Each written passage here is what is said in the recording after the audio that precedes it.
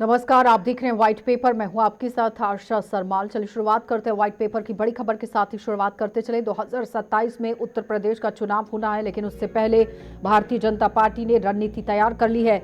विपक्ष ने आप देखिए किस तरह से मोर्चा खोला, लेकिन बीजेपी ने विपक्ष के खिलाफ अब मोर्चा तैयार कर लिया है। और अब यूपी में चुनाव होना है, चुनाव में विपक्ष की हवा निकालने के लिए बीजेपी पूरी तरह से तैयार है। और यूपी में 2027 के चुनावों से पहले ही बीजेपी ने 6 सूत्रीय रणनीति का यहां तैयार कर ली है। और साथ ही साथ बताते चले कि उन रणनीतियों में बूथ सशक्तिकरण, सामाजिक संतुलन, लाभार्थी संपर्क और इसके साथ डबल इंजन सरकार के काम चुनावी अभियान का आधार होगा। यानी कि बीजेपी ने 6 सूत्रीय रणनीति तैयार कर ली है। जो भारतीय जनता पार्टी ने उत्तर प्रदेश के अंदर काम किए हैं वो अपनी उपलब्धियां गिना रही है। और इतना ही नहीं, बूथ सशक्तिकरण को लेकर काम शुरू कर दिया गया है कि बूथ लेवल तक उतरना है, वहां पर अपने कार्यकर्ता और साथ ही साथ आपको बताते चलें कि आम लोगों के साथ संवाद करना है। और इतना ही नहीं, सामाजिक संतुलन बनाने के लिए भी आप देखिए किस तरह से कार्रवाई तेज कर दी गई है। और इतना ही नहीं, यहाँ पर आप देखिए संगठन को मजबूत करने के लिए भी किस तरह से आगे बढ़ते हुए यहाँ काम करने की कोशिश हो रही है। ये बड़ी अपडेट है। बूथ सशक्तिकरण, सामाजिक संतुलन, लाभार्थी संपर्क और डबल इंजन सरकार के काम और चुनावी अभियान के आधार पर अब यहाँ पर काम होगा। यानी कि सरकार ने पिछले अपने 12 सालों में कितना काम किया है ये जनता को गिनाने की कोशिश होगी। उत्तर प्रदेश के अंदर योगी सरकार ने क्या काम किया ये गिनाने की कोशिश होगी, क्योंकि बूथ सशक्तिकरण और संगठन विस्तार को लेकर काम किया जाएगा और सामाजिक समीकरण साधने की कोशिश होगी। योगी सरकार के कामकाज का प्रचार किया जाएगा कि उत्तर प्रदेश के अंदर किस तरह से डबल इंजन सरकार ने काम किया है। और फिर लाभार्थी संपर्क होगा, यानी कि जिन लोगों को लाभ मिला है उनके साथ सीधा संवाद होगा, बातचीत करने की कोशिश होगी कि कैसे उन्हें लाभ मिला है। विपक्ष ने नैरेटिव का जवाब दिया है, लेकिन माइक्रो मैनेजमेंट इसे करार दे दिया गया। बताते चले कि बीजेपी की जो चुनावी रणनीति है उसका सबसे बड़ा आधार डबल इंजन सरकार का नैरेटिव होगा और पार्टी केंद्र और राज्य सरकार की योजनाओं, जिसमें कि इंफ्रास्ट्रक्चर, कानून व्यवस्था, लाभार्थी योजनाओं और इन तमाम मुद्दों को लेकर चुनावी मुद्दा बनाएगी। फिर करोड़ों लाभार्थियों के साथ सीधा संपर्क करेगी और सीटवार माइक्रो प्लान और लगातार समीक्षा पर भी फोकस किया गया है। बीजेपी मानती है कि राम मंदिर चढ़ावा विवाद हुआ है और इस पर कार्रवाई उन्होंने तेज कर दी है। नीट पेपर लीक को लेकर यूजीसी गाइडलाइन जैसे मुद्दों ने चुनौतियां खड़ी कर दी हैं, लेकिन इस पर भी आप देखिए किस तरह से अब मंथन करती हुई भारतीय जनता पार्टी देखी जा रही है। तो जाहिर तौर पर बूथ लेवल तक पहुंचने की कोशिश हो रही है। और इतना ही नहीं, इन तमाम मामलों पर कार्रवाई के साथ विपक्ष के नैरेटिव का राजनीतिक और सोशल मीडिया पर जवाब देने की भी तैयारी कर ली गई है और माइक्रो मैनेजमेंट की रणनीति यहां पर बनाई गई है। तो जाहिर तौर पर माइक्रो मैनेजमेंट की रणनीति को लेकर बातचीत करना, चर्चा करना बहुत जरूरी है कि किस तरह की रणनीति यहां पर बनाई गई है। देखिए, बीजेपी की इन दिनों सबसे बड़ी ताकत यह है कि माइक्रो मैनेजमेंट, यानी कि गृह मंत्री अमित शाह का जो माइक्रो मैनेजमेंट का सबसे मजबूत नेटवर्क माना जाता है, उससे यहाँ पर बीजेपी ने पहले से ही तैयारी उस पर शुरू कर दी है। कैंडिडेट से लेकर मुद्दों तक को लेकर सर्वे कराया जा रहा है और उसी के आधार पर आगे की रणनीति तय की जाएगी। यानी कि अमित शाह ने एक बार फिर से कमान संभाल ली है उत्तर प्रदेश के अंदर। और इससे पहले आपने देखा था कि पश्चिम बंगाल के अंदर भी अमित शाह पहुंचे थे और उसके बाद एक बड़ा रोड मैप तैयार किया गया था। लेकिन सबसे बड़ी बात आपको ये बताते चले कि उत्तर प्रदेश के अंदर आप देखिए किस तरह की परिस्थितियां आने वाले समय में बनने वाली है, क्योंकि यूपी विधानसभा चुनाव के लिए बीजेपी ने तैयारी तो कर ली, लेकिन पीडीए के फॉर्मूले पर नई टीम का ऐलान किस तरह से होगा ये देखना होगा। क्योंकि इससे पहले आपने देखा कि जब कैबिनेट के अंदर विस्तार हुआ उस वक्त भी जातीय समीकरण को साधने की कोशिश हुई, लेकिन अब पार्टी ने संगठन से लेकर चुनावी नैरेटिव तक व्यापक रणनीति पर काम करना शुरू कर दिया है, जिसमें बूथ मैनेजमेंट, सामाजिक संतुलन, लाभार्थी संपर्क, डबल इंजन सरकार, ये तमाम मुद्दे रखे गए। लेकिन विधानसभा चुनाव से पहले ही पार्टी का सबसे पहले फोकस संगठन के गठन पर रहा और 6 महीने में राज्य ने 1.77 लाख बूथों पर बूथ समितियों का गठन कर दिया और सत्यापन पूरा कर लिया गया है। बूथ से लेकर जिला और क्षेत्र स्तर पर संगठन को सक्रिय किया गया है और जबकि बोर्ड निगमों में भी कार्यकर्ताओं की जिम्मेदारी को तय किया गया है। तो इसी रणनीति के तहत नई टीम का जातीय और क्षेत्रीय संतुलन के हिसाब पर जोर दिया गया है। ओबीसी के साथ दलित, अति पिछड़ा, जाट, महिला और युवा वर्ग को प्रतिनिधित्व देकर सामाजिक समीकरण साधने की कोशिश। फिर बहुत ही जल्दी यह प्रदेश अध्यक्ष पूरे प्रदेश में दौरे पर निकाले गए।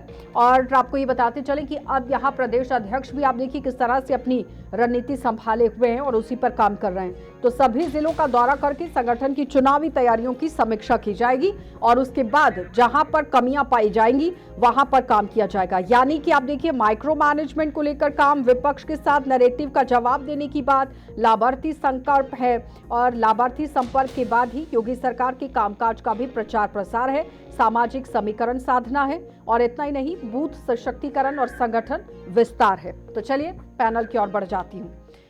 दान बहादुर सिंह हमारे साथ जुड़ गए हैं, सपा से प्रवक्ता हैं, बहुत बहुत स्वागत दान बहादुर जी। अनिल गर्ग हमारे साथ जुड़ गए हैं, राजनीतिक विशेषज्ञ हैं, आपका भी बहुत बहुत स्वागत। योगेश कुमार हमारे साथ जुड़ गए हैं, बीजेपी से प्रवक्ता हैं, बहुत बहुत स्वागत योगेश जी। दान बहादुर जी, आप ही के पास आऊंगी। 2027 की तैयारी में जुट गई है भारतीय जनता पार्टी और वो कह रही है कि बूथ सशक्तिकरण, संगठन विस्तार, लाभार्थियों से संपर्क करेंगे सीधा और बताएंगे कि लोगों को योगी सरकार ने कितना काम किया। 6 सूत्रीय रणनीति तैयार कर ली है बीजेपी ने। आशा जी, आपको नमस्कार, साथियों को अभिवादन और दर्शकों को मेरा प्रणाम। भारतीय जनता पार्टी तैयारी कर रही है तो वो अभी तैयारी कर रही होगी, लेकिन समाजवादी पार्टी लगातार जनता के बीच में है और जनता के मुद्दों के साथ सड़क से लेकर के सदन तक संघर्ष कर रही है। और आपने देखा कि जिस तरह से उत्तर प्रदेश में 2024 में समाजवादी पार्टी ने सफलता हासिल की है और उसी तर्ज पर 2027 लड़ने जा रही है। मुद्दे वही हैं, लोकतंत्र बचाना है, संविधान बचाना है, पीडीए को मजबूत करना है और सामाजिक न्याय के राज की स्थापना करना है। तो समाजवादी पार्टी के मुद्दे क्लियर हैं, कोई मतलब नया नहीं है और गठबंधन भी पुराना है। इंडिया गठबंधन रहेगा हमारा, कांग्रेस के साथ जो गठबंधन है हमारा बना रहेगा, ये क्लियर हो चुका है। तो अब ये भारतीय जनता पार्टी को सोचना है कि उसको क्या बदलाव करने हैं। वो सोचे अपने आप में कि आखिर न महंगाई घटी, न बेरोजगारी घटी, न पेपर लीक का मुद्दा हटा, न पर्चे रद्द होने का, न नौकरियों का, न छेड़खाने का, तमाम नए नए मुद्दे। एक नया मुद्दा अयोध्या का आ गया है। तो इन सारे मुद्दों से घिरी हुई भाजपा कुछ भी नैरेटिव बना ले, कुछ भी प्लान बना ले, अब जनता एकदम से तैयार है भाजपा को हटाने के लिए। ठीक है योगेश जी, वो कह रहे हैं कि कोई भी मुद्दा गिना लीजिए, जनता आपको हटाने के लिए तैयार है। देखिए, समाजवादी पार्टी के पास सिवाय आरोपों के और इनके पास कुछ बचा नहीं है। मैं याद दिला देना चाहता हूं कि ये वही सरकार है जिनको वहां की जनता ने वोट दे करके इनको सत्ता में लेकर के आई थी, लेकिन उसके बावजूद इन्होंने काम नहीं किया, कोई योजनाएं नहीं बनाई, उसका कोई लाभ किसी जनता तक नहीं पहुंचा। और हुआ क्या, जनता ने इनको पूरी तरह से इनको निष्कासित कर दिया और वहां पे भारतीय जनता पार्टी की सत्ता आई। लेकिन मैं बता देना चाहता हूं, ये वही सरकार है जहां पे संतों पे गोलियां चलाई जाती थी, आए दिन आगजनी हुआ करती थी, इतने भूमाफिया थे वहां पे, अतिक्रमण होना, इन सब के बावजूद जो आज भारतीय जनता पार्टी योगी आदित्यनाथ जी ने जिस तरह से, और बेरोजगारी की बात करते हैं, इनकी सपा की सरकार में 6.4% इनकी बेरोजगारी की दर थी, जो कि आज योगी आदित्यनाथ के टाइम में 2.4% रह गई है। तो मैं इनसे पूछना चाहता हूं कि तरक्की हुई है या नहीं हुई है, ये जनता खुद इनसे सवाल पूछना चाहती है और जनता योगी आदित्यनाथ जी के साथ में खड़ी है और ये आने वाले चुनाव में बिल्कुल दिखेगा। अनिल गर्ग जी, क्या जनता का काम हुआ है या नहीं हुआ है, विकास हुआ है या नहीं हुआ है, ये आपसे बेहतर तो आंकलन नहीं कर सकता है कोई, चाहे वो समाजवादी पार्टी के समय की बात हो, चाहे वो भारतीय जनता पार्टी एनडीए की सरकार के समय की बात हो। आशा जी, जहां तक परफॉर्मेंस का सवाल है, हर पार्टी जो रूलिंग पार्टी होती है वो अपनी बात कहती है, अपोजिशन पार्टी अपनी बात कहती है, लेकिन जनता ने दोनों को आंखों से देखना होता है कि जो बात कही जा रही है उसकी सच्चाई की। लेकिन एक पैमाना ही सारी चीजों पे काफी नहीं होता। अगर आप इंफ्रास्ट्रक्चर की बात करें तो 2012-17 के बीच में काम कुछ कम हुआ था, ऐसा तो नहीं है। इंफ्रास्ट्रक्चर में तो काफी कम हुआ था। हमने सबने आगरा लखनऊ एक्सप्रेसवे देखा है, तो ऐसा नहीं है, तो हमने गोमती फ्रंट भी देखा है। लेकिन लॉ एंड ऑर्डर के मामले में एसपी फंस गई, अपीजमेंट के मामले में एसपी फंस गई। एक बहुसंख्यक समाज को उपेक्षा करके अल्पसंख्यक समाज की ही सिर्फ बात करते रहे, उसमें फंस गई और उसका नतीजा रहा 2017 में चारों कानून रद्द हो गई। वो अपनी परफॉर्मेंस की बात करते रहे, लेकिन जिन मामलों में फंसे उनकी चर्चा उन्होंने की नहीं, उनकी चिंता भी नहीं की। और मजेदार की बात है कि अभी तक असली वजह समझ नहीं पाए 2017 में हारे क्यों। आज भी उन्हीं मुद्दों में फंसे हैं। 2022 में भी अपनी उन्हीं परफॉर्मेंस को गिनाते रहे एसपी, जबकि उनको बदल जाना चाहिए था, उनको बताना चाहिए था कि अब हम और क्या करने वाले हैं, और जो अपीजमेंट के ऊपर आरोप लग रहे हैं उनसे बाहर आना चाहिए था, उनको बताना चाहिए था हमारे लिए सभी है। आज हम 2027 के मुहाने पे खड़े हैं, करीबन 7-8 महीने बाद चुनाव है, अभी भी एसपी वही खड़ी है। आज भी एसपी क्या कह रही है कि हमने पीडीए की चिंता करनी है। भाई क्यों करनी है सिर्फ पीडीए की चिंता? पिछड़ा, दलित, अल्पसंख्यक, इसके अलावा देश की जनता नहीं है क्या? उत्तर प्रदेश की जनता नहीं है क्या? आप कहो ना हम सर्व समाज की चिंता करेंगे, सर्व समाज की चिंता करेंगे, जो जरूरतमंद है उसकी चिंता करेंगे, तो उसमें पीडीए अपने आप आ जाएगा। आप क्यों अपने आप को सिर्फ पीडीए तक सीमित कर रहे हो? क्यों आप इतना ही फार्मूला लगाना चाहते हो कि अल्पसंख्यक जुट गए और पीछे जुट गए, दलित भी हमारे साथ आ गए तो हम जीत गए, अब बाकियों को छोड़ दो? क्यों छोड़ो भाई, आप सबकी चिंता करो ना। चले दान बहादुर जी जवाब दीजिए। वो कह रहे हैं कि सिर्फ पीडीए को लेकर क्यों चल रहे हैं आप लोग? सबकी चिंता कीजिए, सभी के मुद्दों को उठाइए। आशा जी मैं स्पष्ट कर दूं, अनिल जी का कहना है सर्व समाज, पीडीए का मतलब अनिल जी है पीड़ित, दुखी, अपमानित। भारतीय जनता पार्टी की नीतियों से, इसके कुशासन से जो भी वर्ग, मुस्कुराइए नहीं, सही कह रहा हूं, जो भी वर्ग पीड़ित है, दुखी है, अपमानित है, ये जो पीड़ित की परिभाषा है ना, आप जगह-जगह बदलते हैं। दुखी, अपमानित, वो चाहे ए से अगड़ा हो, चाहे ए से अल्पसंख्यक हो, चाहे ए से आधी आबादी हो, चाहे ए से आदिवासी हो, आम आदमी हो, हर व्यक्ति जो इस सरकार से दुखी, पीड़ित, अपमानित है वही पीडीए है, वही हमारा पीडीए है। हमारा जो उद्देश्य है समाजवादी पार्टी का वो है सामाजिक न्याय के राज की स्थापना, यानी संवैधानिक जो हमारे प्रदत्त अधिकार हैं, जो मुझे मूल अधिकार प्राप्त हैं, उन अधिकारों को भारतीय जनता पार्टी कहीं न कहीं सांप्रदायिक ध्रुवीकरण करके, धर्म के नाम पर कहीं न कहीं बरगला करके, झूठ बोल करके, बहला करके, फुसला करके, खरीद फरोख्त करके। अरे जनता इतनी मासूम है क्या कोई भी बहला फुसला कर इस तरह से वोट ले लेगा? क्या बात करते हैं दान बहादुर जी आप? ये मुझे अनिल जी मुझे ये बताइए, अरे रुकिए ना दान बहादुर जी, एक सेकेंड। जनता क्या इतनी नासमझ है क्या? जनता जनार्दन है जो आप लोगों को कुर्सी पर बिठाती है और वो जानती है कि वो क्या कर रही है। नहीं अनिल जी मुझे ये बताइए ना, अगर जनता इतनी नासमझ, ये लोग समझ रहे हैं कि जनता बहुत मासूम है, उसे किसी भी तरह से आप बात कर लेंगे या निपटा लेंगे। 2017 का जो वोट समीकरण बना था, जिसमें वैश्य की अगर हम बात करते हैं तो 71% बीजेपी के पास और एसपी के पास 11%, फिर अन्य ओबीसी जो कि 17 में तो अभी ये कहा भी नहीं गया था कि इस पर काम होगा कि नहीं होगा आने वाले समय में, 62% और 15% समाजवादी पार्टी के पास, फिर कुर्मी समाज 63% बीजेपी के पास और 16% समाजवादी पार्टी के पास, वैश्य 10% और 68% ये समाजवादी पार्टी के पास गया था। तो क्या ये उसी दाव पर अब समाजवादी पार्टी चलने की कोशिश कर रही है? फिर 22 का जब समय आया तो 83% पर वैश्य समाज के वोट समीकरण बन गए समाजवादी पार्टी के और 12% बीजेपी के, और कुर्मी 66% ऊपर चला गया बीजेपी के लिए और 25% पर महज समाजवादी पार्टी रह गई। फिर अन्य ओबीसी पर, जिस पर बार बार बीजेपी की तरफ से भी और समाजवादी पार्टी की तरफ से भी दाव खेला जा रहा है, तो ये 66% बीजेपी के पास, 23% यहाँ सिर्फ समाजवादी पार्टी के पास, ये 2022 की बता रही हूं मैं, और 83% बीजेपी के पास वैश्य समाज के लोग। और यहीं से आप समझ रहे हैं ना, ये यादवों की संख्या सबसे ज्यादा समाजवादी पार्टी के लिए 83% और 83% वैश्य भारतीय जनता पार्टी के लिए। ओबीसी में यादव के अलावा भी अन्य जातियां हैं, ये बात तो पहली बात एसपी को समझ लेनी पड़ेगी। हाँ। उनको समझ में आया तो उन्होंने पीडीए बनाया, अभी दान बहादुर जी पीडीए की नई परिभाषा बता रहे हैं, और मजेदार चीज है कि हर मंच पे अलग अलग परिभाषा बता रहे हैं, लेकिन रजिस्टर्ड परिभाषा जो है, जो ऑफिशियल परिभाषा जो है, जो इनके जो वैन होती है, प्रचार वैन, उसमें जो लिखी जाती है भाषा, उसमें पिछड़े, दलित और अल्पसंख्यक की है, और ये बाकायदा मार्ग है। और बहुत बार बोलेगा दान बहादुर जी, ऐसे अगड़ी आबादी बोलेंगे, ऐसे आधी आबादी बोलेंगे, आपसे वो खुश हो रहा हो, अल्पसंख्यक नाराज हो जाएगी, इसकी भी चिंता मत कर लेना। कहीं पता लगा कि आपने ऐसे अगड़ी आबादी और आधी आबादी कहना शुरू कर दिया, तो पता लगा अल्पसंख्यक नाराज हो गए। क्लियर रहिए अपनी बात पे, स्पष्ट रहिए तो ज्यादा अच्छा रहता है। ठीक है।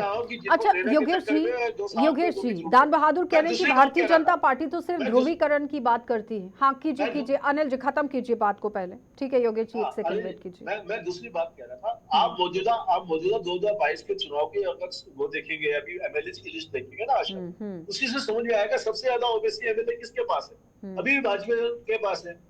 अभी आप एमएलए की ही गिनती उठा के देखेंगे तो आप देखेंगे एसपी कहीं भी किसी चीज में नजर नहीं आएगी कि आपको यादव वाले चीज छोड़ दे या अल्पसंख्यक वाले मोर्चा छोड़ दे, बाकी सब चीजों में बीजेपी ने बाजी मारी हुई है। तो ये जो एमवाई का समीकरण पीडीए में कन्वर्ट करने की जो कोशिश है, इसमें एसपी कामयाब होती नजर नहीं आ रही। 2024 का चुनाव जो था, जो मैं कह रहा था, ये बार बार अभी भी कह रहे हैं कि संविधान बचाने का था, ये नैरेटिव 2024 में चल गया था, क्योंकि बीजेपी 400 पार की बात कर रही थी, एसपी ने नैरेटिव दिया कि 400 पार मतलब आरक्षण खत्म। हाँ तो ठीक है ना, 2024 में जो लोकसभा का चुनाव हुआ था अनिल जी, जो लोकसभा का चुनाव हुआ था, यादवों की संख्या तो 82% भी यहाँ समाजवादी पार्टी के पास चली गई थी, और फिर ये इंडिया गठबंधन के पास, और एनडीए गठबंधन के पास तो यहाँ महज सिर्फ 15%, फिर 61% कुर्मी और दलित देखिए, हाँ कुर्मी और कोयरी समाज, फिर अन्य ओबीसी की अगर हम बात करते हैं तो 59% बीजेपी और 34% महज सिर्फ इंडिया गठबंधन। आप देखिए दलित समाज, आशा जी, दलित समाज पूरी तौर पे रिजर्वेशन के नाम पर एसपी के साथ आके खड़ा हो गया था, एसपी कांग्रेस गठबंधन के साथ आके खड़ा हो गया था। हाँ। लेकिन 2027 का चुनाव तो संविधान को लेके है नहीं। 2027 का न रिजर्वेशन को लेके न संविधान को लेके। मैं दूसरा उदाहरण देता हूँ, 2024 के लोकसभा चुनाव के तुरंत बाद उपचुनाव हुए, 10 विधानसभा के उपचुनाव हुए, क्योंकि वहां संविधान का तो मतलब क्या लोकसभा के पैटर्न पर चुनाव लड़ने की इस बार समाजवादी पार्टी की तरफ से कोशिश होगी, और आपको लगता है कि उसमें सफलता मिलेगी? जल्दी से खत्म कीजिए। कोशिश जरूर होगी, लेकिन वो नैरेटिव चलेगा नहीं, संविधान और रिजर्वेशन यहाँ मुद्दा हो नहीं। दान बहादुर जी वो कह रहे हैं कि 2024 की लोकसभा के चुनावों का नैरेटिव नहीं चलेगा आप लोगों का। जी आज प्रॉब्लम क्या है, आवाज बिल्कुल आ नहीं रही है, सुन नहीं पा रहे हैं। मैं कह रही हूं कि अनिल गर्ग कह रहे हैं कि जो 2024 में लोकसभा चुनावों में आपने नैरेटिव चलाने की कोशिश की, वो इस बार विधानसभा के चुनावों में नहीं चलने वाला है 2027 में। जी आशा जी, सुन लिया आशा जी, नैरेटिव कुछ नहीं था, ये तो सच्चाई थी। अनिल जी एक सेकंड अभी समय दीजिए। जो संविधान को बदलने का नारा इनके सांसदों ने दिया था, ये नैरेटिव नहीं था, इनके सांसद का बयान था, इनके नेताओं का बयान था। और बता दें आपको, जो इनके कार्यकाल में हुआ है 14 से लेकर के अभी तक, वो संविधान बदलने की बात उसमें शामिल है, लोकतंत्र की हत्या शामिल है, लोकतांत्रिक संस्थाओं पर कब्जा करके उनका बेजा इस्तेमाल करना, ईडी का, सीबीआई का, चुनाव आयोग का गठन किस तरह से किया गया, ईडी कहां कहां पहुंचती है, जो जिनको ये बेईमान साबित करते हैं, इनकी वॉशिंग मशीन में धुलते ही वो ईमानदार हो जाता है।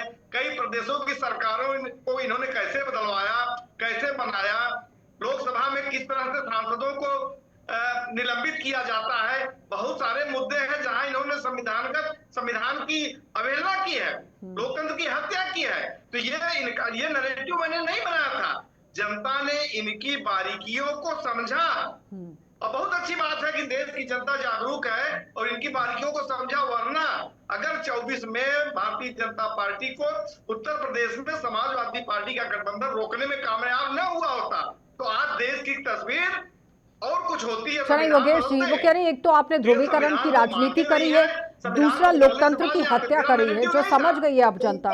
ठीक है दान बहादुर जी, जनता ने स्वीकार किया, जनता ने समझा इस चीज को, ये क्या करने वाले और क्या करने जा रहे हैं। ठीक है, क्योंकि इनकी कथनी कुछ होती है और कुछ होती है। हाँ ठीक है, दान बहादुर जी जवाब दीजिए अभी। बिना बहस का 3 काले कानून पारित कर दिए गए सदन में।